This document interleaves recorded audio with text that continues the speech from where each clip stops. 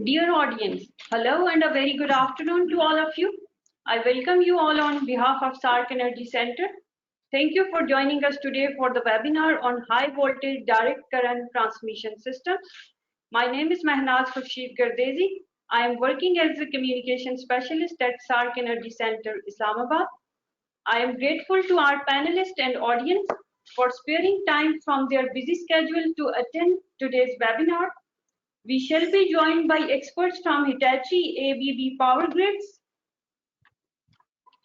Dear audience, before proceeding with the agenda, I would like to draw your attention towards some important points related to today's session. Please note that the agenda of this webinar is already available on SARC Energy Center's website. You can also access it through GoToWebinar panel on your screen in the handout section. All presentations, a brief report on webinar and its recording link will also be uploaded on SARC Energy Center's website. There will be a brief question and answer session after the presentation. Participants will have the opportunity to ask questions to our presenters by typing your questions under the question tab on the GoToWebinar panel on your screens. Please also mention the name of the presenters to whom you would like to address your questions. You may send in your questions at any time during the presentations. We shall be asking questions on your behalf. Due to time limitations, we apologize in advance if we are unable to address your questions. Dear audience, please connect with us through our digital media channels to remain updated about our upcoming events and programs. Our social media handles are displayed on screen for your ease. Dear audience, I shall now invite Mr. Ahmed Talar, who is working as a research fellow energy trade at SARC Energy Center, to take us through the technical session. With this, I would like to thank you all. And now over to Ahmed Talar. Thank you, Ms. Mehnaz, for the introduction. Dear audience, we shall now welcome Mr. Peter Lundberg, Mr. Mauro Monge, and Mr. Ravi Arora from Hitachi ABB Power Grids. I shall be briefly introducing them. Mr. Peter joined ABB Corporate Research in 1994 and became part of the ABB's development of voltage source converter for transmission solutions. In 2001, he joined the HVDC business unit working with R&D, technology development, management, and product management. He's currently working as Global HVDC Product Portfolio Manager. Mr. Mauro Monge is Global Product Manager for Grid Applications in ABB through different roles in technology and product management organizations. He is focused in developing and introducing pioneering power electronic solutions such as HVDC, STATCOM, static frequency converters to utilities and industries, supporting the transition toward a sustainable energy system. Mr. Ravi Arora is the Regional Sales Manager, South Asia and Pacific region for HVDC and Hitachi ABB Power Grids. He comes with more than 30 years of experience in the power sector, spread across power transmission, hydropower, and solar power generation areas. Welcome, Mr. Peter, Mr. Mauro, and Mr. Ravi to this webinar. Thank you for joining us. Please begin your presentation. Over to you, Mr. Mauro.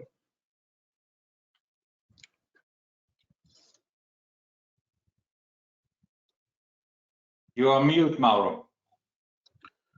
Thank you, Peter. Thank you very much. Can you just confirm that you can see the screen now? Yes, we can see your screen and hear you clearly. Thank you. Thank you. So it's a great pleasure to be here. Let's say together with my colleague Peter Lundberg, we have prepared some material. Mainly, let's say, try to highlight all the aspects that, let's say, from Hitachi ABB Power Grids, we believe is important to consider when talking about high voltage direct current transmission systems. So today we would like actually to go through the following agenda. So starting from having an overview about what is happening into the energy system and how these changes in the energy system are actually impacting the interconnections. Secondly, we look directly at the question why HVDC. So why customers around the world are going into this direction compared, for example, to AC transmission. So which are the values of this technology? And at this point, we can go then a bit more in deep in the technology itself. So looking at which are the different solutions, the different topologies, and the main design criteria that one has to consider. The fourth point on the agenda is quite important to understand, let's say, which are the key success factors when it comes to the realization and then also the maintenance of an HVDC system. And then we will try to wrap up with some project experiences and then, let's say, conclusions. So if we start looking at what is happening around the world, so here we are talking about some mega trends. One important let's say, aspect that one today needs really to highlight is the public attention to environmental issues that has been tremendously increased during the last, let's say, decades. And this is coming also together with, let's say, a regulatory framework when it comes to the transition toward a more sustainable energy system that from one end gives subsidized incentives, but then on the other hand, also in many countries poses binding targets. This comes together with a concentration of the population that is increasing and making some critical load, let's say, more and more important in our grids. Unfortunately, we have also, let's say, other two aspects that are coming in our help. Mainly the technology development that has been, we could say, in the last decade being extremely strong, extremely fast, especially in fields like power electronics. But not only. So, for example, also the digital solution. And these mega trends are bringing us, let's say, two major big changes. Changes that, in terms of magnitude and speed, a lot of people around the world call, let's say, revolutions. And the first one is the energy revolution, and mainly what we mean with this is the trend of decarbonizing the production, but then also to go more and more toward electricity when it comes to industry processes, but then also transportation and infrastructure, and this mainly to lower the carbon footprint of our society. And the second big change is what we call digital revolution. So we see today the possibility and the advantage of connecting the assets together. So collecting data, analyzing these data, and then using the data to take decision more and more in an automated way. So try really to optimize the operation. And this gives impacts from the generation all the way to the consumption, and a number of benefits that are, of course, economical benefits, are society benefits, but then, of course, also environmental benefits. What is important to say is that all these benefits are not coming alone. So as we know, in the industry, there has been a lot of talk about a number of challenges that has come together with these benefits. And we can think about, for example, the harvesting and then the interconnection of, let's say, the best renewable resources that many times are located quite remotely compared to the load centers. But then especially we see when, let's say, the renewable generation becomes important in the generation portfolio of a grid, then a number of other challenges are coming more into the stability of the grid itself. And we can think about, for example, the balance between supply and demand in a situation where the generation is becoming more and more stochastic, less predictable. We can think about the managing of the power flows that are now much more dynamic than before. And in some cases, like in mesh grids, power flow are becoming even reversible. And then last but not least, let's say how to keep the resilience of our grids is becoming in certain areas not only a talk but really a present reality. So how can we make our grid resilient even if it's becoming weaker in, for example, in terms of short circuit power or in terms of inertia? Fortunately, we have a number of technologies that are coming to help. We can think about storage, we can think about power quality, so for example, flexible AC transmission system, FACS, and these two normally are helping to solve let's say, the issue mainly on a local basis. But then very important to make a grid able to withstand the changes, not only today, but also in the future, is the interconnection. So we have example already today that, let's say, strongly interconnected grids are, let's say, a easier life to cope with these big changes. Interconnection that can be AC or DC, of course. And then the choice between these becomes, let's say, an optimization exercise, since one really needs to think about the cost. We like to say the total cost of ownership, where it's not only the let's say the investment, but is really the cost also of operating the system. Of course, the performance is extremely important, and the performance comes also together with the planning. So thinking about performing, let's say, solution, not only today, but also tomorrow. And this is becoming quite a difficult exercise with, let's say, a grid that changes so rapidly. If we stay on the interconnections, I think it's good maybe to make just two, let's say, distinctions. One is when we talk about a synchronous grid, so a grid that is operating at the same frequency and synchronous with it with itself. And here we have, let's say, the interconnection between these grids can happen both with AC and DC. So again, really an optimization question here. And one, let's say, trend that we see of the synchronous grid is that they tend today to expand peripherically. So we could just think about connecting a remote generation being either on land or offshore. The other case that is quite important to highlight are instead asynchronous grid. So here in the picture on the right, we try to represent the main synchronous grid. So one can think about the interconnection between different colors here.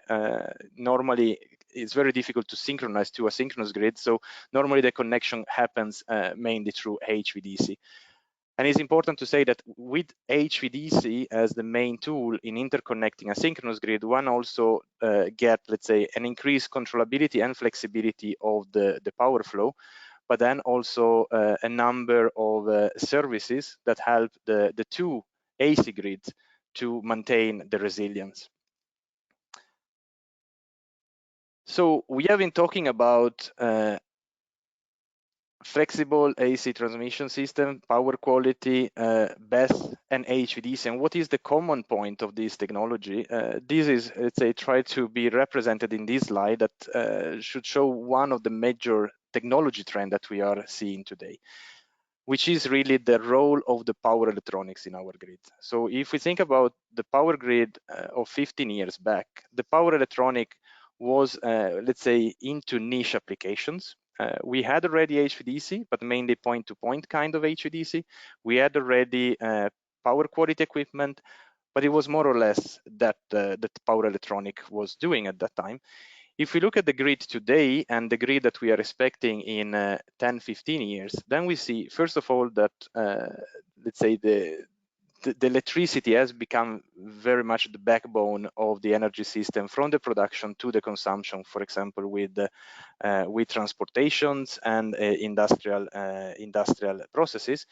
But then the grid will require a very high level of controllability and flexibility. And these two things we expect will be given mainly by the power electronics in the future. And this trend can be very visible for HVDC. And this slide shows let's say the installed capacity in gigawatt of HVDC around the world. And it's quite interesting to see, let's say, from the early 30s, when Dr. Uno Lam started developing and studying the concept of HVDC in Sweden. And it took some years before we reached the first commercial project. Then there has been let's say, a continuously increase in adoption of HVDC, but it's only around the 2000 when we had the combination of new needs that we have already talked about, and also the introduction of new technology, for example, the voltage source converter. Is really this the trigger when we start seeing an exponential trend of the use of HVDC. And this trend is expected to continue, let's say, in the years to come. So why exactly HVDC? So we get quite often the question, for example, when becomes interesting to look into HVDC compared to AC connections. And we normally try to answer with, let's say, with this schematic that, let's say, it is of course a simplified picture, but try to highlight the main aspect of it. So of course, the choice between AC or DC normally is driven quite a lot from an investment point of view. But the investment between these two technologies changes quite a lot compared, let's say, considering the distance of the connection that we are talking about. So here you see the, let's say, on this plot, the distance on the x-axis, and we can directly say that for low distances, normally the high voltage AC is the technology that gives, let's say, an optimal solution from an investment point of view. And this mainly because the AC terminal are normally much less costly than an HVDC terminal, since there is no converter implied. But then what happens is that, let's say, because HVDC has much lower losses, so the same power can be transmitted over long distances with, let's say, less connectors, less cable, less overhead lines, then the investment characteristic of the HVDC has a slope that is much more gentle compared to the high voltage AC. Moreover, the high voltage AC consume reactive power. So it means that every several hundred kilometers, then a compensation is needed, let's say, giving this jump into the investment. So at a certain point, we will have what we call a break-even distance. And this break-even distance is when the HVDC becomes more, let's say, optimal than the AC. And let's say, as a rule of thumb, of course, this depends a lot on each transmission line is different, each cost, labor cost, material cost is different. But we used to say that with transmissions that are about 200 kilometers or 300 kilometers overhead line, then one should already start thinking really on the HVDC and try really to understand if it has been hit or not, this break-even point. And this break-even distance actually changed quite a lot if one goes into cable connections, where we see by experience that the break-even distance happens already around 60, 80 kilometers. Or let's say when the power that one wants to transmit are growing above 1 gigawatt. And this is, let's say, the main consideration looking at the investment cost, and is mainly driven by the lower losses that HVDC has, so therefore the more power that can be transmitted. But it's also quite important to think about other advantages that, depending on the case, can play, let's say, heavier or less heavier role in the decision. And first of all, that with HVDC, the power flow is completely controllable. This means that, first of all, one can also, let's say, utilize the HVDC to, let's say, solve bottleneck problems on the adjacent AC grids. The energy trading with very precise control of the active power can be enabled.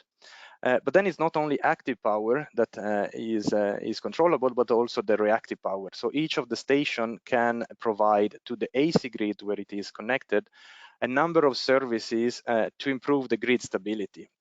We could think about voltage support through reactive power controller as an example. Another, let's say, service is also like a black start that is important to in case of big contingencies. And the last point that we wanted to highlight is the sustainability of the solution. So we already talked about the lower losses, but since more power can be transmitted, the footprint, so the right of way that is needed for an HVDC connection is much lower. So what we used to say is that with an HVDC connection, one can save up to 50% of land use. So it's land, and then of course also the electric magnetic field in these cases are negligible. So of course we expect, let's say, a easier process to get acceptance for permit of building a new line. So we have touched some of the values of HVDC, and these, let's say, these values are the major driver behind the, let's say, the development of HVDC applications. So as we were saying before, 15 years back, the main HVDC application were, let's say, point-to-point connections or back-to-back, but still, let's say, try to connect two grids. Today, we still have these cases, of course, and more around the world. But at the same time, we do also see a number of HVDC connection within the same AC grid, so mainly to support the AC network and, let's say, resolve bottlenecks. But then we have also a number of HVDC applications that are aiming the connection of remote load, these being either offshore or, of course, only also onshore. Being renewable, being hydro plants, and anything that is, let's say, related to a specific geographical location. And on the other hand, we are seeing also a number of cases that are, let's say, looking at how one can connect a remote load, for example, offshore platforms, or, for example, mines, etc. So this should be, let's say, a bit of an overview about the different applications and the main values of HVDC. In the next session that I will leave my colleagues Peter Lundberg talk about, then we go a bit more in detail when it comes to the technology of HVDC. Peter, please. Okay, so thanks a lot for having me now then. If you go to the next slide, Mauro, directly here, then we will start. So what this is all about is actually that you should build a complete system, and your complete system are that you interface two different grids. And those two grids then are interfaces with the two converter stations and with the transport medium between the two converter stations. And if we then divide it into different technologies, as Mauro pointed out from the beginning already in 1954, we started with the classical or LCC type of converter stations. And those exist as one type of technology for HVDC. And then 20 years ago, the multi-source converter was introduced. And today, Hitachi ABB has project running with both of these converter technologies, and we could use them with the pros and cons of both. Between the two converter stations, you need to have a medium to transport your power. That medium could be an overhead line, it could be a LAN cable or a subsea cable, or you could have a mix of those. And also when it comes to that, we have product examples and experience to use all those combinations. And therefore, we could bring to the market and the technology is there for an optimization of the transmission system, depending on the needs of and the nature of the two interfacing grids, the capex needed, and also the loss, and as Mauro pointed out, also the auxiliary things when it comes to grid resilience and these kind of things. So Mauro, next slide. Yep. So, and when we should interface, the converter setup should be selected to have different setups when it comes to what we call HVDC configurations. The most simple ones and the one that is mostly used are two types. One is the symmetrical monopole, which then consists of two converter stations and a plus and a minus conductor. And this is the most compact and also the most cost-effective way of doing this solution. But the drawback of that solution is that if you get a failure in one of the cables or one of the converter station, you will for a short time lose 100% of the power. The second part that you could do, second system that is widely used is then the bipole configuration. And that configuration is then that you use a plus and a minus cable, and sometimes either a ground electrode or a neutral conductor in between as the neutral conductor. With this setup, you will, doing all of the different events, you will make sure that you have a very high energy availability for at least half of the power, because if you get one instant of failure, you will only lose 50% of the power. These two are the main ones, and they are widely used in the industry. They exist both for LCC and VSC. And also in the middle, you see the asymmetrical monopole. And that is actually that you could build one asymmetric monopole. And then in a later stage, you could actually adapt the second pole and then build the bipole. And that is actually also, we have product example how that is done. Down to the left, you have a version called rigid bipole. And that is from a converter point of view, you have a full bipole, but you are then, your concern is then that you could withstand a short period where you actually will lose only 100%, but you could reconfigure your conductors and then come back to 50% of power in a short while. And that the rigid bipole has less investment with a little bit slightly less of availability, and it has been used in a number of products as well.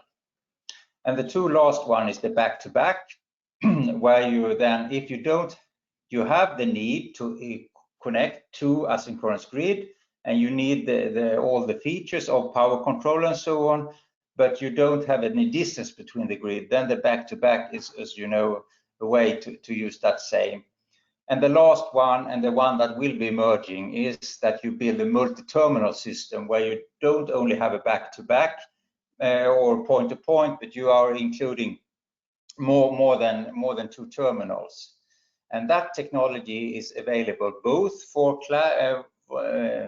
LCC converters and VSC converters. In product examples, that for example, the NIA project in India, for example, is a multi-terminal classic, while we have a VSC project under construction in UK called Shetland. So what I would like to show with these last two slides are that there exist two types of technology, and there is a number of configuration that can be used in all those applications that Mauro showed in the slide before. Next slide.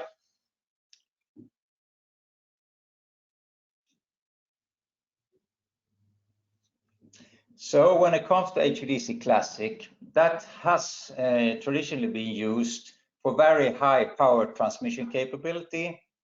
And the key feature with that is that you have a very low losses compared to AC if you're running a big amount of power and over long distances. We have demonstrated very high reliability and high availability for that kind of things. And when it comes to HVDC, the classical, there we have the biggest install base around the world with product examples all over the world. And also, of course, there are extensive service and upgrades units. So if you have an application where you have a lot of bulk power transmission, where you do, and also you have rather strong grids in between, the most common view is the classical, what we call HVDC classic or line commutator converter.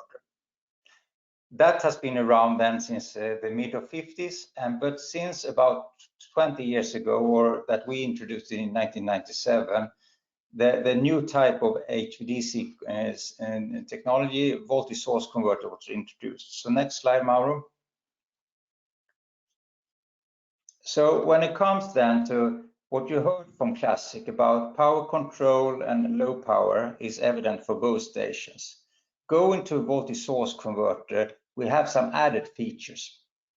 Because you have a system that is built on voltage source, you have independent active and reactive power control, and therefore you could also give in both of the stations excellent reactive power support, and therefore to control the voltage in both nodes, and that gives actually what we call the StatCom feature included, and that is for free, so to speak, because it's inherent in all voltage source converters.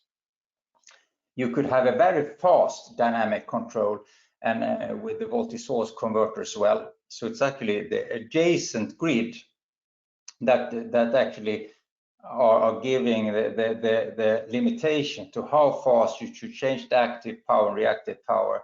So the voltage source converter gives an additional tools for the network planner and the network operators in their daily work, actually as a tool to adjust for, let's say, renewable sources that are dynamic and so on. And therefore, we see the increased use of voltage source converter because we see a lot of more penetration of renewables that are more dynamic in the generation, and therefore a more dynamic transmission system is supporting the grid resilience. A very important feature as well with the voltage source converter is that it can help with the grid restoration if you have the very unlikely but unfortunate event of a blackout, and you have one side of the system, one grid is still operating. Then with a voltage source converter, you could then energize the DC side from the link that is the grid that is still operating, and you could start energizing the other station and building up the grid from that point. And you are then able to support your dispatch center by having voltage source and the voltage control, so it eases the grid restoration of the grid that you're building up. And we have some YouTube videos, and there are some documentation with article that shows how we have done this in existing projects already.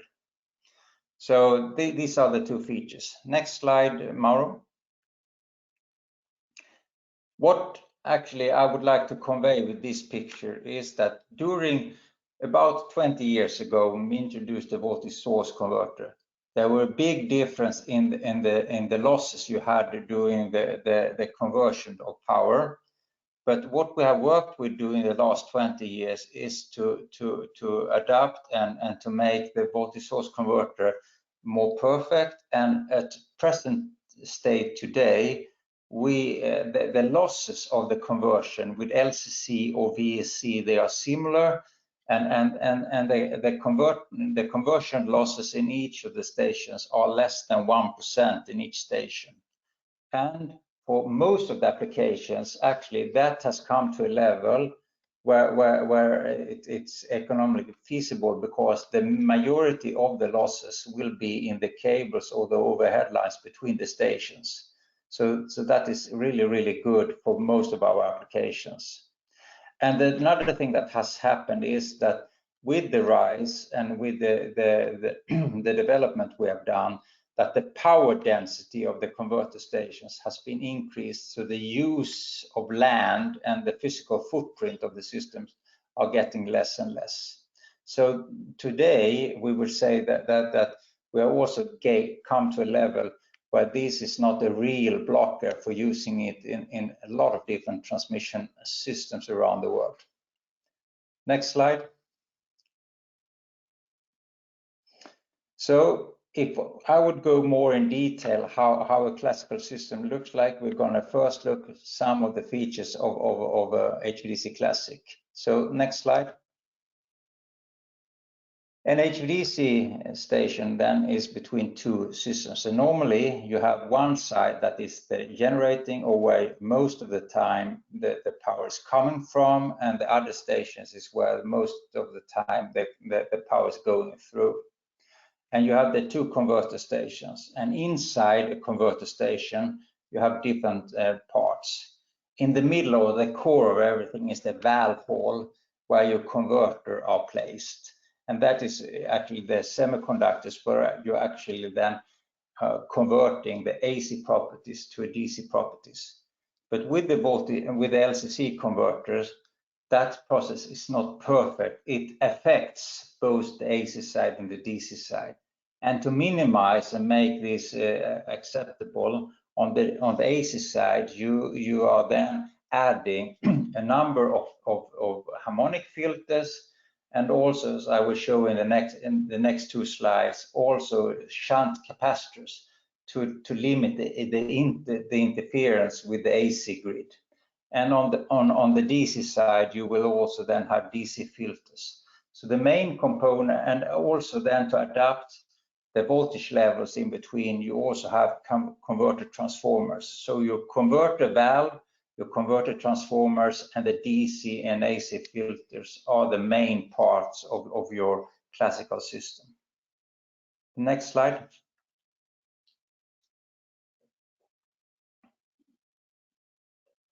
So with the converter such is the basic function. There you could control, you could support with frequency control.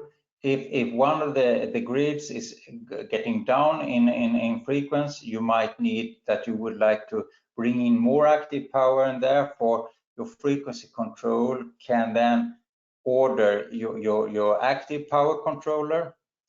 You could also have damping control. If you see any oscillation of any of the grids, you could adjust that active power set point so that you damp any oscillations and so on. And also, in a lot of schemes, if you have two grids, you could set up a number of rules for emergency power reversal. So if an unlikely event happens in any of the grids, you have some preset rules that if I lose that generation, I will send out an order, I need some support, and then you have an automatic sequence where your converter directly will adapt to save the grid that are in danger and so on. And that are part of the system as a normal operation. And those kind of special protection schemes, they are identified and set up when you plan for the systems and between the different stakeholders that are on both sides of the system.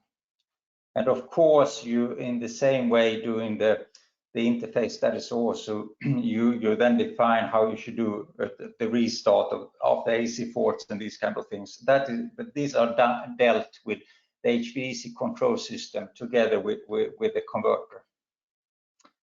And then next slide. But one inherent part of a classical HVDC and its nature, since it's called load commutated converter, it will, if you don't do anything, your reactive power that you need from the grid in order to get the converter to work properly will be a function of the active power. So when you increase the active power of the converter, you will draw more and more reactive power. And if you don't have any kind of filters, your reactive power will be according to the black line you see in this slide. So you see it will even increase more than linear as your active power is increasing. And since this will then get a lot of challenges for the grid, we need to do something about that. And what we do in that kind of is that we do in the design, define the bandwidth, what is the level of exchange of reactive power that should be between the AC grid and the converter station.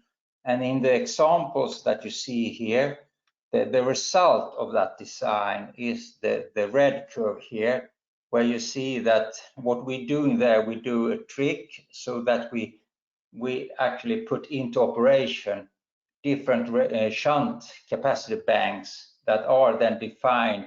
So the more active power we then are taking or getting from the converter, the more shunt compensation banks are connected as well.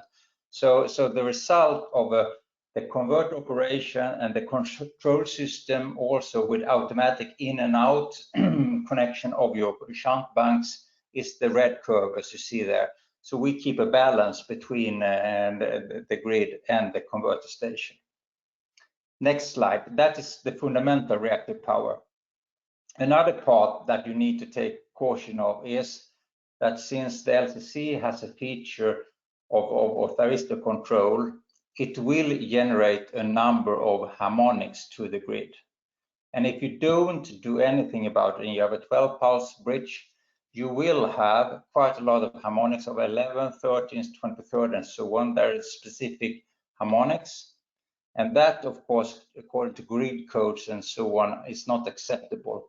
So the solution to that challenge is, of course, that you introduce harmonic filters, as you saw in that first slide, so that the filters together with the converter station as such then limit that. So in the end, what you will see to the grid is as a schematic, what you see here on the bottom right, where you then what goes out to the grid is a lot less, and you could take that away, so you are well beneath the level of that your grid can accept. And this is handled through the design and how you put it together. So this is common practice, how you need to define your system. So with those kind of theoretical things, we could go to the next slide. And here you would see typical things of how it would look like. So the core thing is the number 4 you see, the only building in the station, and that is your valve hall. That is actually where you have your valves, and that is where the power electronics. But the total converter station then consists also of that additional features that you would need in order to make it happen. So you take from the upper left is where your AC system is connected to. You then have your shunt banks and your harmonic filters that you have on the area number 2. You have number 3 just docked into the converter hall. You also have the AC transformers that is adapting the voltage to the right level. And on the other side, on this side of the, let's say on the lower right side, you see the DC side of the converter stations, where you have the DC filtering and so on, and then your DC line goes out. So this is the typical layout of a classical station. Next slide. And inside the converter hall, you have valves, and depending on the size, these valves could be of single function. If it's really big station, each of these valves is just a single function. And then if you have a smaller station, you could include all 4 valve functions into one single valve functions, and then you have a quadruple valve. And this is depending on the sizes and so on. But they all, if you would go into a valve hall, you would all see structures like the ones you see on that picture, the big picture, where you have a structure hanging with the shields that are then limiting the electrical field, so you have a nice dielectric design. But inside that valve, you then have the core technologies, and actually you have the thyristors is the semiconductor that is used. That semiconductor is placed on the heat sink to take out the heat that the conversion then gets the losses. You have a gate unit that you could control the thyristors. Those thyristors are then put in a module that serials connect a number of these and then you put them together in a layers you see down to the left. And for those of you who knows LCC technology a little bit, you also know that you need to have a DIDT limiting reactor in order to save the operation of the thyristors, and those are also included in that layer and so on. So this is the key intake of where you have in your converter hall. So that was a little bit about the classical HVDC technology. And the next slide then, Mauro. We then go to the voltage source converter instead. And what I would like to say here that in 1997, when we introduced this, it was plus minus 80 kV and only 50 megawatts. And today, you know that what has happened during these 20 years is that we have expanded the technology with all the knowledge we have from LCC. We have been able then to introduce those features when it comes to power level, dielectrical, how we should build the system, but advancement on how we should build the valves. So today, we are able to build, we have project examples already today where the stations are 1400 megawatts at 525 kV, but we would be able, and there are projects around the world where you even go up to 800 kV with VSC technology and up to multi-gigawatts level. So the power level for most of the applications in your regions are well covered also with VSC. So from this point of view, you could choose either LCC or VSC. The technology is there. Next slide, Mauro. When it comes, the real differences in between these things are two things. We don't need a lot of filters, and the valve is more, it's built on a voltage source converter. So instead of a thyristor, when it comes to voltage source converters, instead we are using IGBT or BIDT, that is a semiconductor that is more controllable. Those are then placed together with a capacitor to a cell, and those cells are then series connected into valves. And that is actually then how this is built. So in the same way, each of these cells includes a BIDT, a capacitor, the electronics to control it, and also a if you have a failure or anything into this, we have a bypass to bypass this series. But then we have some cells in redundancy. So from an operational point of view, this valve, we don't need to take down for maintenance more often than each second or each third year due to the inherent series redundancy we have. And if you look like this, so a simple SLD is that you have the connection to the AC grid to the left. You have an interface, transformers in after that. Then you have what we call an ARM reactors after that. And then you have the valve that is denoted in the red. And then to the right of that, you have the DC side. So it's quite a simple thing that you will see in the feature. We don't need a lot of AC filters from the operational point of view. And most in Hitachi ABB has been using a hanging arrangement of the valve. So it is this kind of to the outer right here.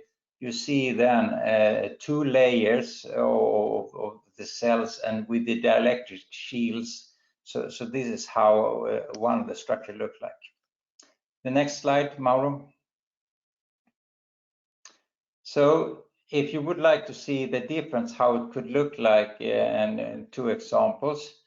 To the left here, you have a typical layout of a classical stations, where you see the buildings are the valve halls, and then the surrounding parts are the shunt compensation and the filter banks of these stations.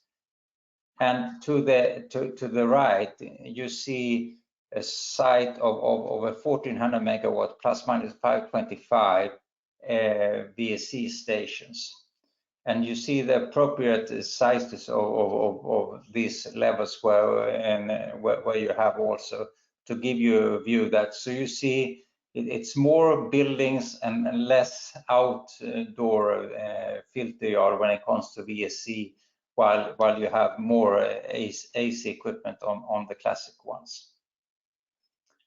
And these 2 are both the 500 kV stations here that you see in this side. Next slide.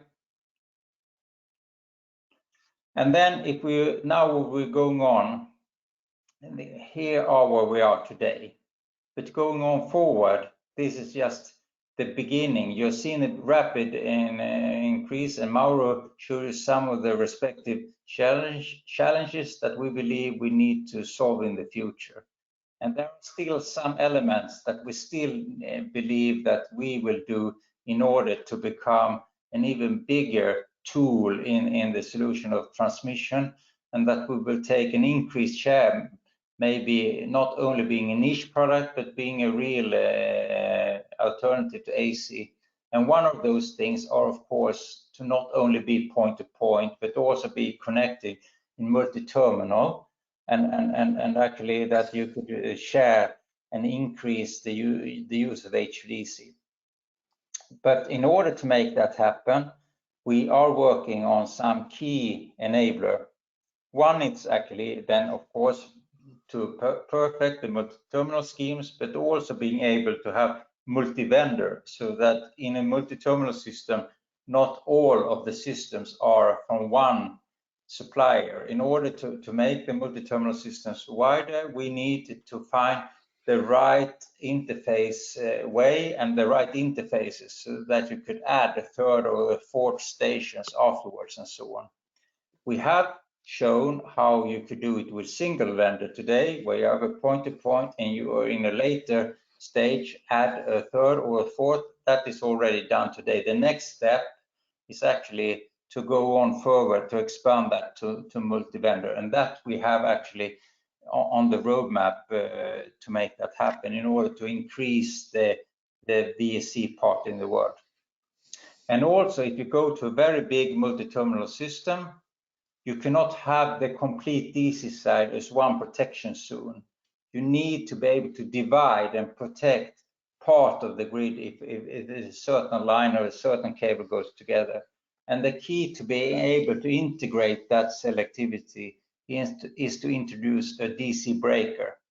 And that is also a thing that we already have shown on a 320 kV, 20 kilo amp level, but the development to go up even further is in the roadmap.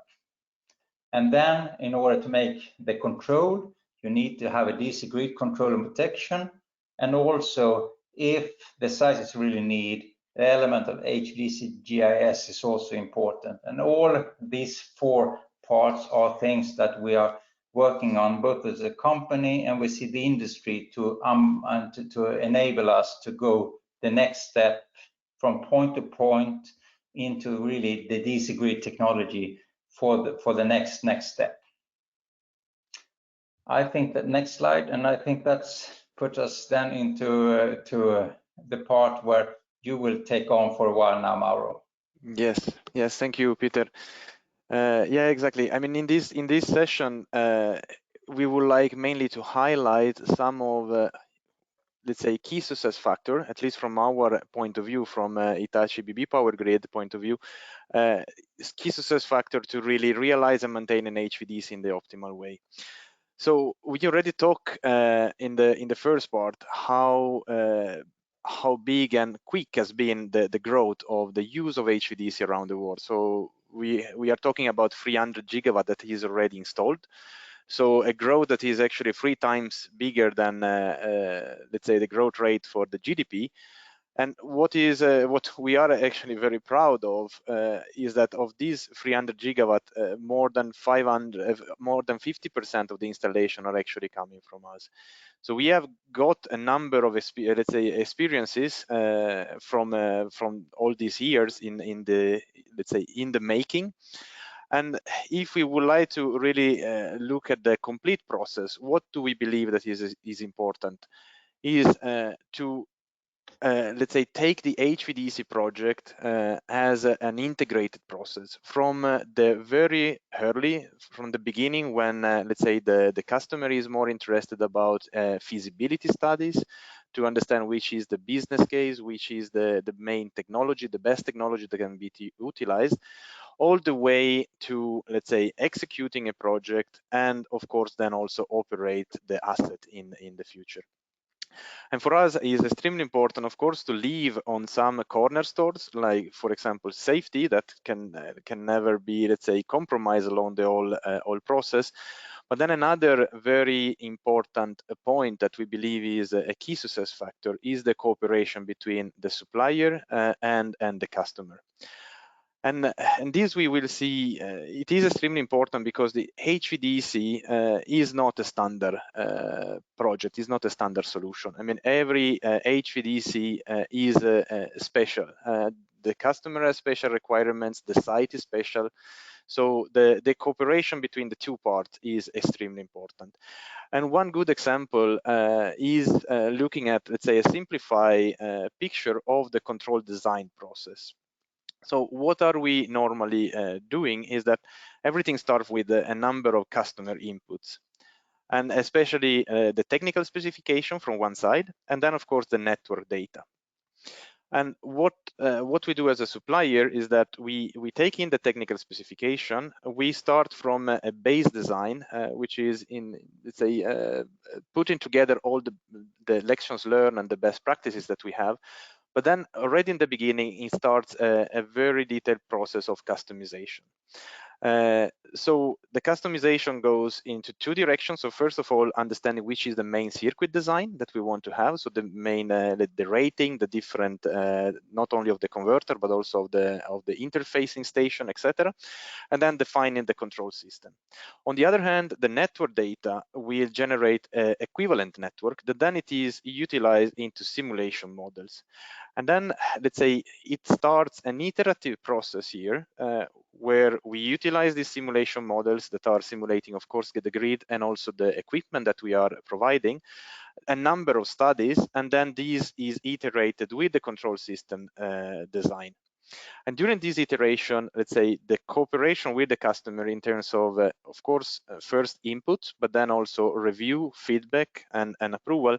This is extremely important point in order to, let's say, ensure the best system performance in the end. So we are talking about process. The other very important point, or let's say key success factor, in our opinion, is really utilizing the right tool at the right time. And if we stay here on the control system, I think it's quite interesting to mention about different tests the control system goes, let's say, goes through. And we are talking about mainly two different kinds of system. Offline test. And here we have tests like, for example, the RMS test to check the stability of the solution, or EMT test here where we go to simulate shorter time steps, for example, in PSCAD kind of software. And here we are really looking at the transient. And these are called offline tests, since there is no hardware, there is no real control hardware. The control hardware is only emulated. Emulated means that we are taking in consideration about the physical delays that you can get between the different pieces of the control. But then the very important point is that we try to utilize along the whole journey from the first offline test to the site the same source code and the same algorithms. And this mainly because we want to avoid any kind of, let's say, lost in translation mistakes or bugs. This is extremely important to make sure that in the end, the work at site goes as smooth as possible. And before coming to site, then we come to what we call online test. Here again, we utilize the same control algorithm, same source code, but here the hardware is not emulated anymore, but we are using the real hardware. So the first part, the benefit of the offline test is mainly flexibility. So we can try different solution in very efficient way. And then during the online test, then here we have really the assurance that everything will work exactly as we could expect on site in the end. Similarly, a right test for the right purpose, we can just mention about one of the main components that we deliver, of course, is the converter valves. And here as well, let's say the quality assurance goes through different kind of tests. Here just to mention, for example, the electric type test, the electric tests that are mainly verifying the design with respect to the voltage. At the different levels. And then we have the operational test instead, where the converter is proved in let's say a longer duration in really testing which is the maximum operation condition. So here we are also looking at the thermal behavior of the whole system. And then of course very important is the production test, or let's say routine test, where every single position that is developed is tested to check the functionality, to test the correct assembly and let's say the connection, etc. So this is really to make sure that once one is on site, things goes as smoothly as possible. we thought it was actually interesting to show a bit how the construction process of an HVDC station could look like. And here, maybe instead of spending a lot of words, we thought that this animation is a simplified one, but it should show a bit how the different stages go through in a typical case. And it will be, let's say, an animation that lasts for less than a couple of minutes. So please bear with me, and you can see, let's say, what is happening on the upper side. So starting from the site preparation, setting the foundation, drainage and conduit.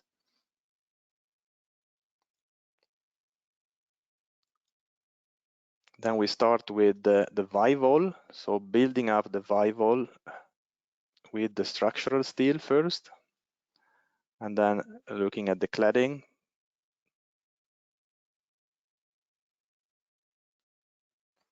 And it's the transformer area preparation there. We have also service buildings beside the valve building, both the service and the system climate.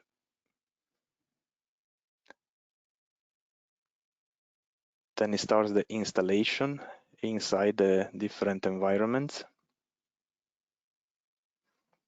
Here you see the DC yard, and now the AC part. Lighting towers, fences and road. And here is the valve cooling system that being installed, and all the different control panels and cabling. And then here we go into the installation of the converter itself. That, as Peter said before, is in our, let's say, main solution is hanging from the ceiling. So the different valves are installed inside the hole. And then at the last part, the transformers are coming in place. So yes, I hope this was interesting for the audience. And then I leave it back to you, Peter, to conclude with some project examples and final markups. Yes. So just after this theory, we would like to present you a couple of project examples, and there are a lot more on the grid in our own homepage. But first, if you go to the first slide, if you go to the next slide, one typical example where we have just recently put in operation is a project called Nordlink that is actually the one that I showed earlier with the green bars and so on. It's a 1400 megawatts, and this is actually one of the views where it's new things here. Down in Germany, we have a lot of renewable, and you have a dynamic loads and so on. So in some point in time, they have surplus or they have demand. And in Norway, they have a lot of water power, and they also have pumped hydro. So with this installation, Norway, that is connected to Nordlink, that is one asynchronous lead, and Germany, who is connected to UCTE, that is another AC system. The Nordlink enables the trade between the two different AC systems, and also that you could increase, you could also help each other with actually getting better and better grid resilience. So you could support with voltage stability and frequency stability between these two also. You have been able, so one solution is that the people in Norway that owns actually pumped hydro, they could buy extremely cheap wind energy or solar energy when the energy prices in Germany is low. They take it up to Norway, they pump up the water into the dams, and then when they have shortage of power down in Germany and the price of energy in Germany is very, very high, they sell it back. And therefore the difference in prices is really, really important. And this is actually then where they have selected voltage source converter, because we are now come to the level of 1400 megawatts. The power, the voltage level of the cable that exists is 525. So this is actually then 600 kilometers, something like that, and still it makes sense. And then this is a prime of what the technology can do in this point in time already. And we have quite some nice videos that we will send out these slides, and you could follow the YouTube links to see really what this can give, both for the society and for the stakeholders and so on, that this is a perfect way how you're enabling a higher penetration of renewable into your system while you are keeping the grid resilience. The second slide, if you go to the next one, is Kriegers Flak. That is actually not an interconnect, that is a back-to-back, but it's actually are able to then here are able to connect to integrate an AC. Then they were able to take from part of Denmark that is not connected to Germany. They could actually connect with an AC cable to the shoreline of Germany, and connecting also an AC offshore wind farms out at sea. And still they are not, they could actually transfer that energy not only to Denmark, where it was connected to the AC, but also to the German system through this back-to-back. And also with the use of the VSC converter in Bendage, you could have an increased voltage control of the AC system. So actually it stabilized the dynamic behavior of that AC system also. And this is also another example where we've been able to show the feasibility of the HVDC systems into the AC grids, and could help with power flow control and make a system work more stable by introducing some power electronics because of the integration of more renewable. So this is actually showing some of the recent examples using VSC HVDC into the system when you have it volatile. The last examples that we have, the next slide, is actually that are from the region of yourself, and actually where I show that even we have been focusing quite a lot of the future and quite a lot about VSC, we still also show that the LCC part is an important tool to be used in the right way. And for example, as you know, with the CASA thousands, where you have a stable hydropower generation up in the north, where you mainly will be importing that power into Pakistan instead, where you have the consumption area.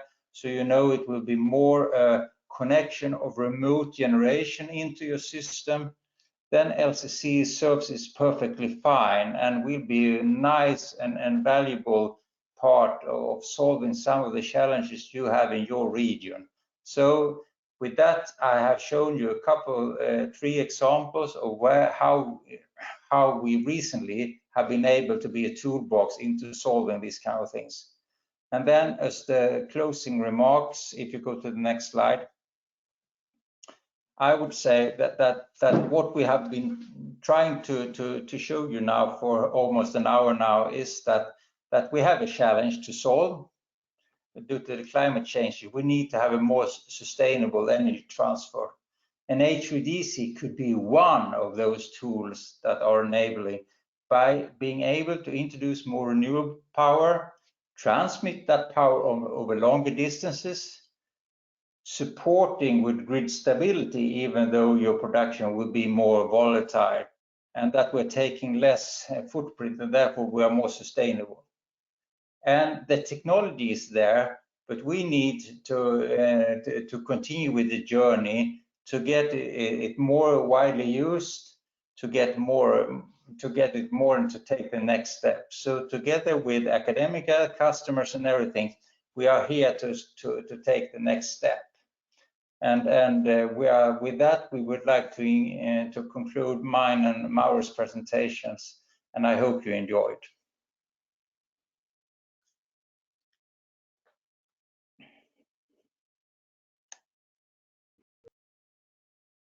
Thank you, Mr. Peter and Mr. Mauro. It was an excellent presentation. I hope that our audience have had a wonderful learning session.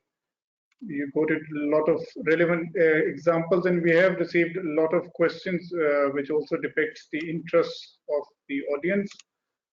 The audience, for the question and answer session, we have also been joined by Mr. Najib Ahmed, who's the Country Managing Director, ABB Power Grids Pakistan, and Mr. Hassan Ijaz, Head of Marketing and Sales, ABB Power Grids, for the Q&A session. What I will request my panel is that I will now move towards the questions that we have been sent by our participants. There will be some of the questions that you might have already covered in your presentation, but I would request that to provide a quick recap so that we can just sort of recap this again. So for the first question is from Mr. T. Narayan, who's an Indian consultant. Is asking what is the converter efficiency variation at part load and full load in percentage? If Mr. Peter, if you can comment on this. It's not really. I would say that it's as a fraction. It's rather we have worked quite hard with no load losses. So it's actually quite flat compared to. It's not a major difference. So I would say that the losses is still kept well beneath one. We have a small portion of no load losses, but it's not really that. It's quite flat. So you could still see that that you are beneath 1% for the whole spectrum. Okay, thank you. The next is an academic. The question from an academic point of view is a student in Yanshan University, China. He's asking what are the research opportunities related to HVDC? The recent opportunities. I would say that the recent opportunities for HVDC is different. And let's say if we are in China, we see that we will continue to interface a lot of the large-scale renewables that are in China to bringing that from the western part of China to the east part. That is for China. We also see quite a lot of back-to-backs to decouple the challenges you might have with commutation pages and so on. That is very brief on that side, but on the global scale, I think that the big thing is actually the integration of renewables and to integrate both offshore and onshore big renewable wind farms and solar farms, and to connect them to the load centers around the world.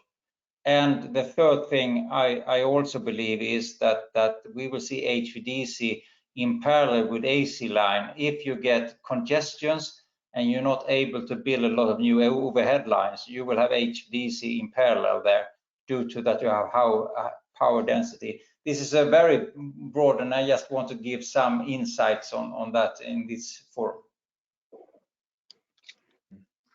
Thank you. Mr. Peter, the next question is also addressed to you. This is by Mr. Hamza.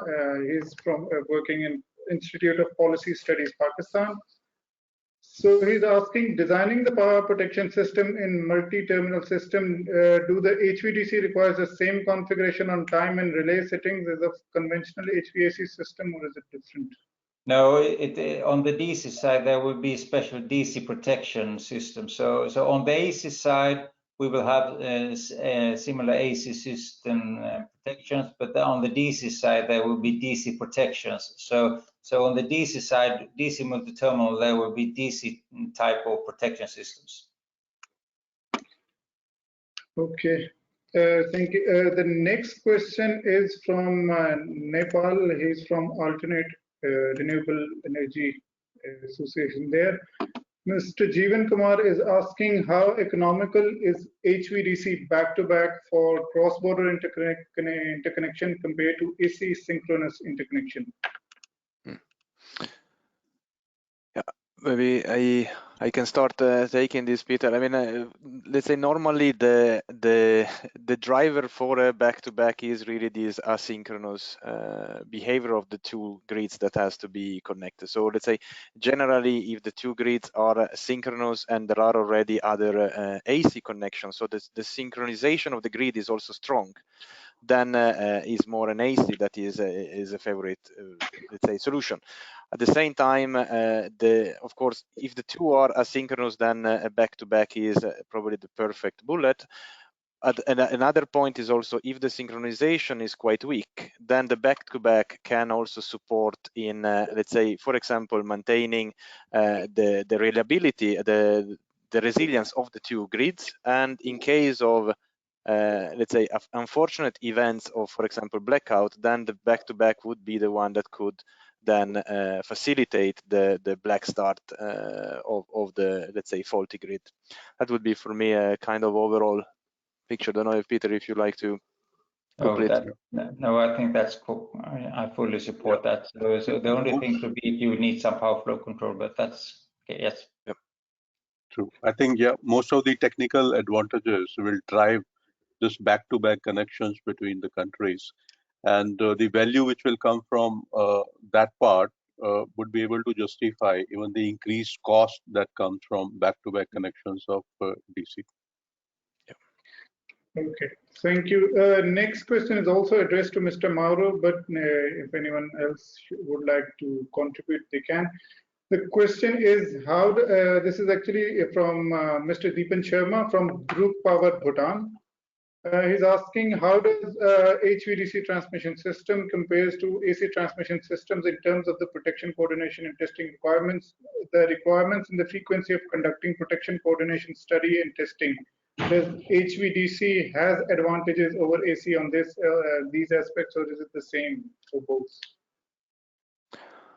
Well, what we can say is that with the HVDC, especially when we have a high controllability, like for example with the VSC conditions, then we have example where we manage to implement, let's say, specific protection schemes, like runs up or rounds back, where depending on the situation of the AC grids, then one can really, let's say, go and inject or stop, let's say, transmission of active power. So trying to support the energy, to support the frequency, limit the frequency deviation. So in this case, the rock-off also in quite short times in the grid that is the weakest. So these kind of schemes has been implemented in certain cases.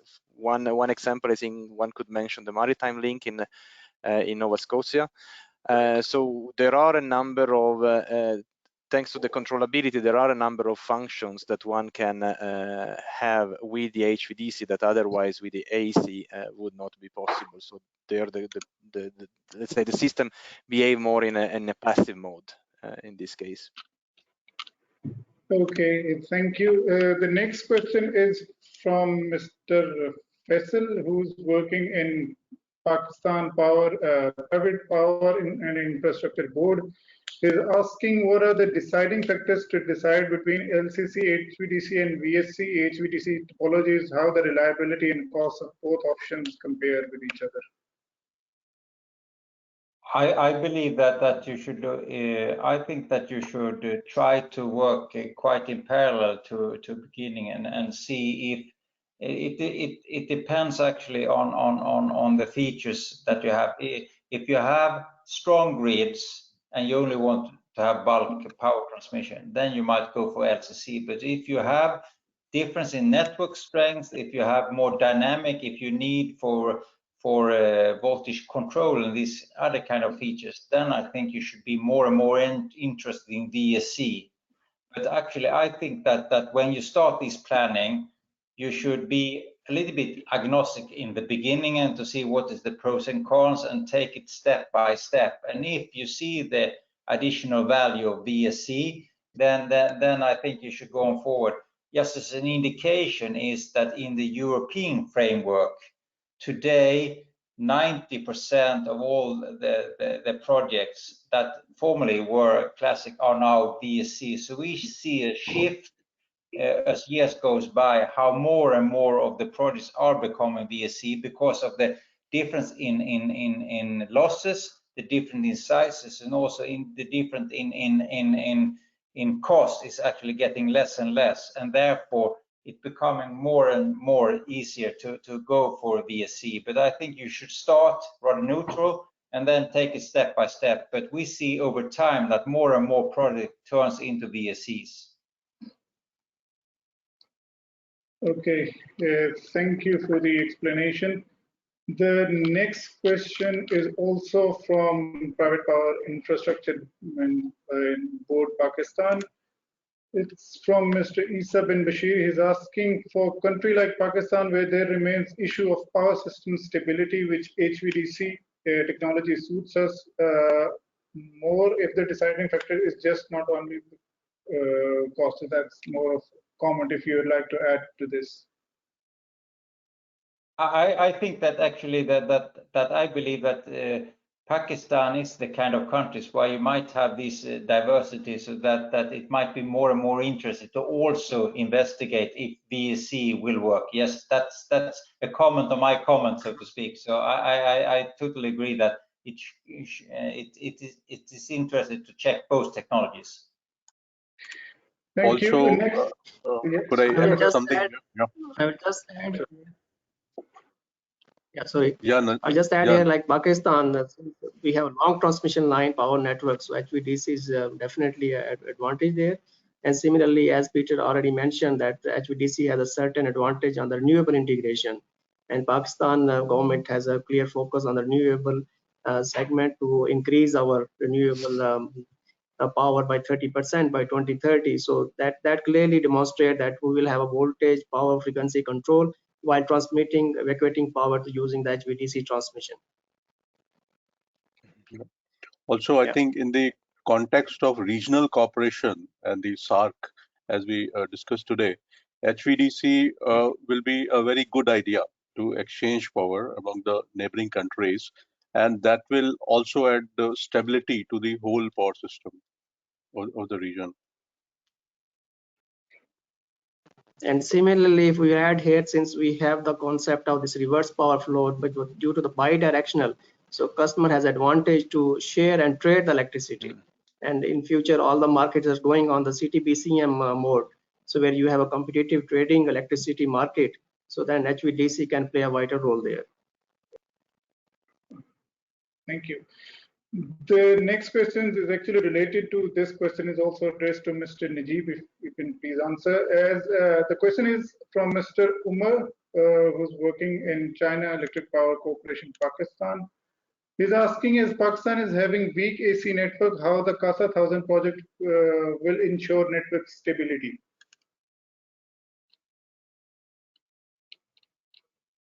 Yeah, as we mentioned before, that of course, since HVDC technology as a more advanced technology, that's using the classic LCC mode, which we are using in this CASA 1000. So where we have this thyristor controlled protection system. Similarly, we have the FAX technology, which we have the static war compensation. So that really helps to stabilize the weak AC transmission network in Pakistan. And luckily, I should say that Hitachi ABB Power Grid is a global leader in both the technologies. Thank you. The next question is again from Bhutan. This is from, I believe, the BEA. Ms. Thupten Wangbo is asking, how does such technology like HVDC ease the regulatory intervention?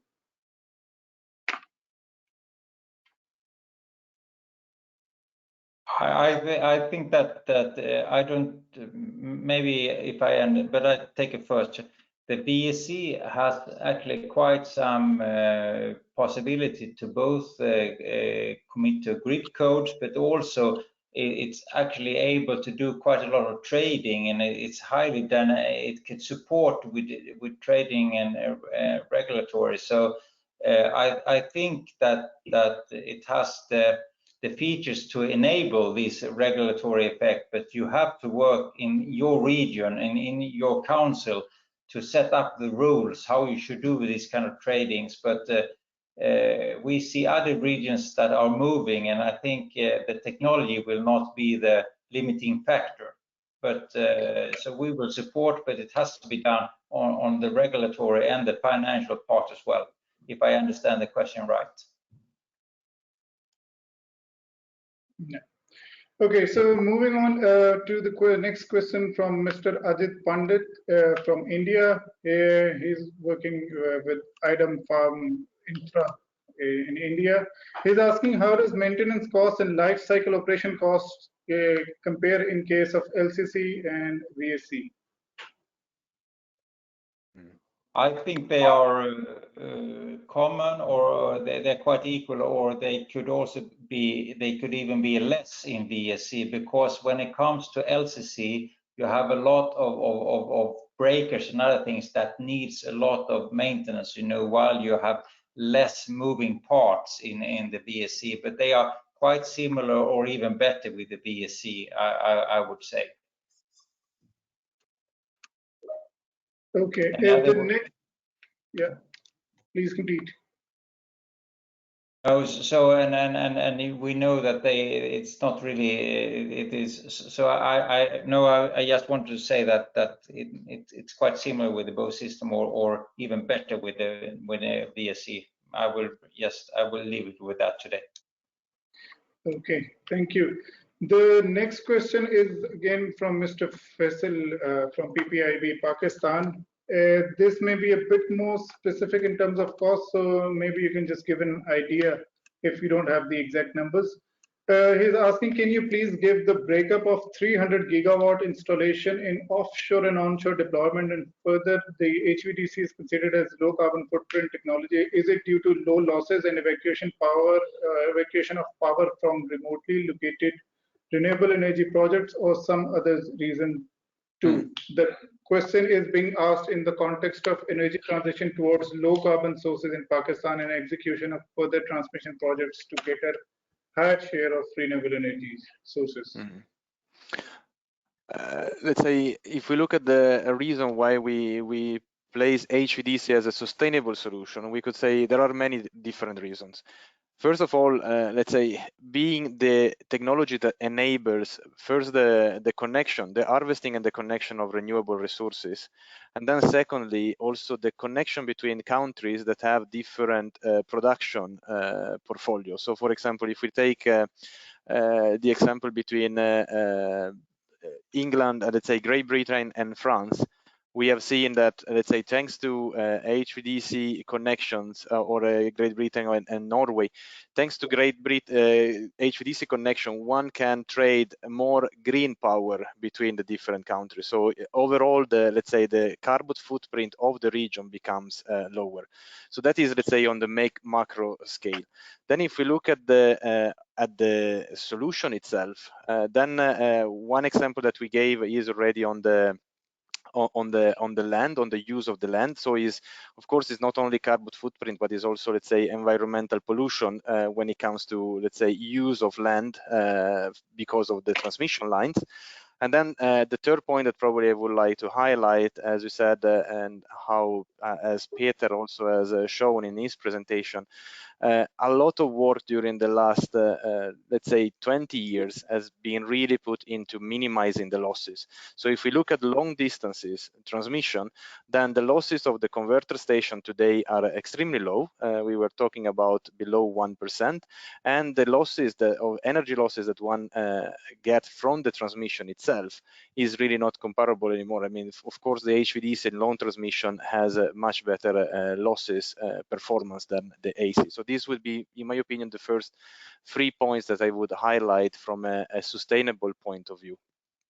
Yeah, and I think in SARC's context, this region also has a lot of renewable power, and if we see the total potential of renewable power in the SARC region, it's much more than the energy which we consume. But it is also unevenly spread. It's not evenly spread everywhere. So some countries like Bangladesh, they don't have much renewable power potential. But then it gives a lot of room for the interconnections to come over there and connect and transfer this renewable power where it is available to the other regions. Then it adds, such regions add more justification to the economics and the other advantages, as Mauro was mentioning, they play the role. And if you see only renewable within the country and with shorter distance, then of course you will have to do a very clear comparison of what AC will do there and DC will do there. But the moment you extend it and you add the other benefits of linking this with the countries or asynchronous nature or controllability, then I think the value additions of HVDC, they automatically come into the picture. Okay, thank you. So we'll just take a couple of more questions before we wind up. So to Mr. Peter, the question is from Mr. Umar from Pakistan. He's asking in VSC how the valves are cooled. They are water cooled with water, and so it's a system. It is a deionized water, and then there's a heat exchanger, and then we have a second water cooling, and then it's air cooled with waters outside. Okay, and the final question is also related to you, but I mean I would like input from all other participants as well. Do we see the future having less station losses and able to transmit bulk power using VSC technologies? I think the question is that, do you see the future of only the VSC technology, or LCC will also have some input in the future? Can you please all contribute to this? I will just start. I think that the losses are at the level now where you saw the curve that we are getting quite low with the valve losses are quite low, and so even the transformers and other things are taking sustainable parts. I don't see that it will be halved again. So from the loss point of view, I think that we are reaching quite far where we are, because it's not dominated, as Mauro said as well. And then when it comes to the choices, I think that both technologies will be there, but I still believe that the VSC will be more and more due to this dynamic nature of our systems in the future. That's for me. Yes. So Mr. Najib and Mr. Hassan, can you please contribute in terms of what do you see the future of HVDC in terms of Pakistan? Yeah, I can start and then Hassan can add. Definitely, I should say it's a huge potential. See, if we see Pakistan market, our load is in the center, and then we have a supply side. From the hydro side, it's in the north, and then we have the mixed energy, particularly thermal and nuclear. Now we have on the south side, and already we have this first HVDC, this Matiari-Lahore transmission line going to commission in this year. And definitely there will be a requirement to evacuate 4,000 megawatt through this Matiari-Lahore.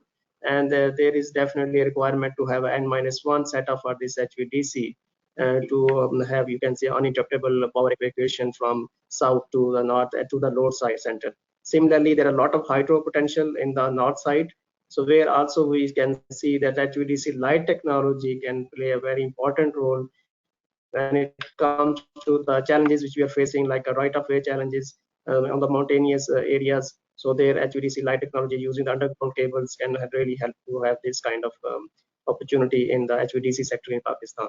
So Hassan, I think you can add. No, I think Najib sir, thanks a lot.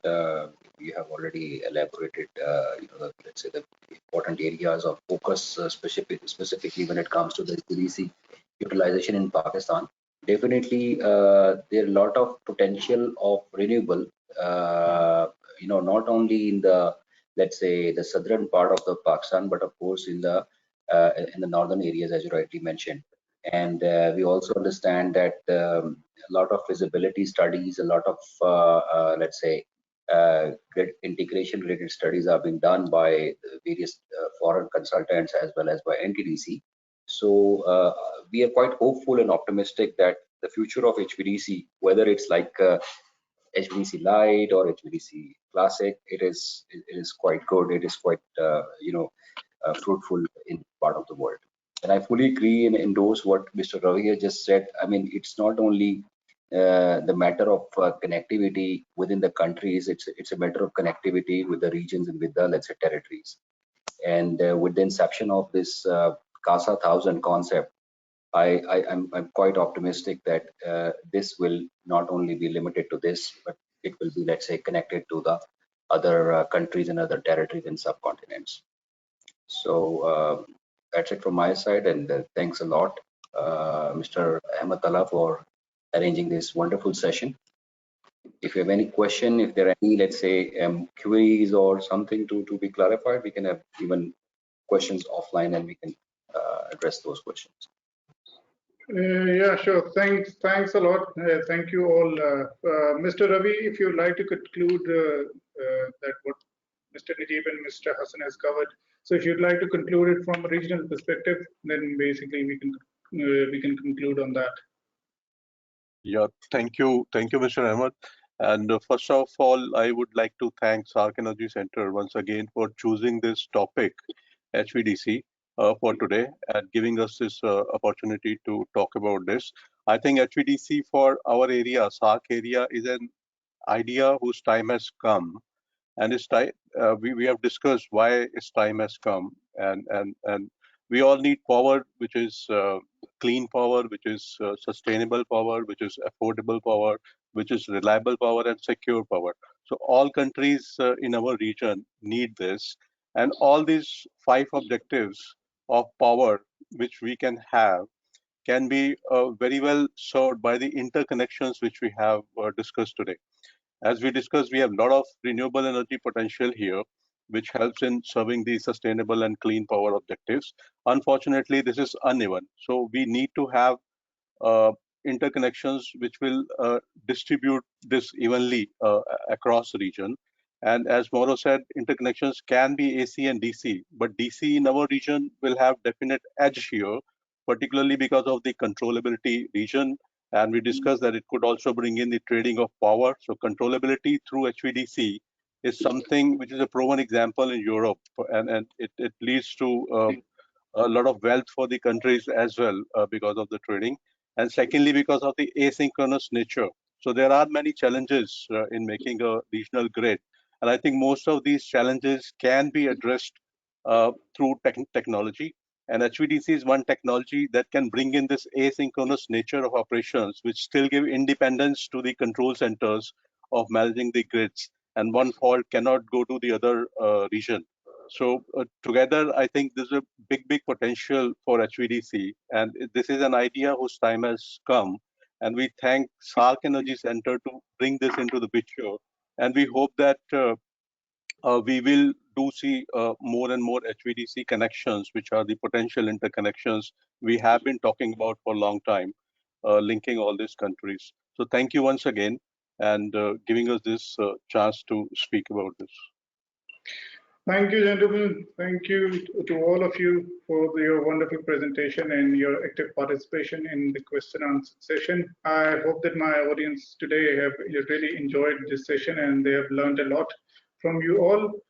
Dear audience, our expert speakers for today presented the technological developments that enable the HVDC systems. It was a great knowledge sharing session, and I hope that everyone listening to this webinar has benefited from this discussion.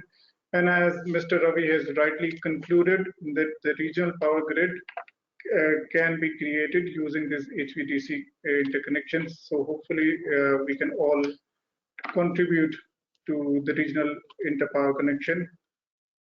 With this, we have reached the end of the webinar. Thank you all once again for joining us today. SARC Energy Centers conducts numerous activities related to various aspects of energy sector for the betterment of the people of South Asia. Please connect us with us through our social media channels. Goodbye, take care, and have a nice week ahead. Thank you.